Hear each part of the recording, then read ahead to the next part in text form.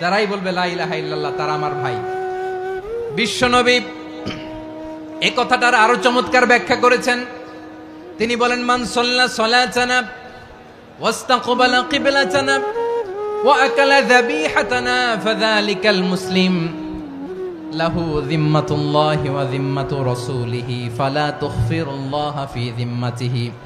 বিশ্বনবী তিনটা ক্রাইটেরিয়া শুনিয়ে দিলেন। তিনি বললেন, মান সাল্লা সালাতানা, যে ব্যক্তি আমাদের মতো নামাজ পড়ে, ওয়াস্তাকবালা কিবলাতানা, আমাদের কিবলারে কিবলা মানে, ওয়া আকালা যাবিহাতানা, আমাদের জবাই করা পশু খায়, ফাযালিকাল মুসলিম, সেই মুসলমান।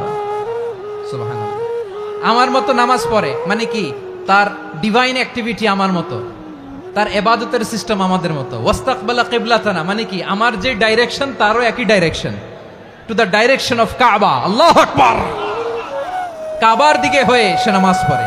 আমার ডাইরেকশন তার ডাইরেকশন, আমার ডেস্টিনেশন তার ডেস্টিনেশন এক। ওয়া আকালা যাবিহাতানা, আমার জবাই করা পশু খায়, সেই মুসলিম। সেই মুসলিম লাহু যিম্মাতুল্লাহি ওয়া যিম্মাতু রাসূলিহি, তার জন্য রয়েছে আল্লাহর জিম্মা, রাসূলের জিম্মা।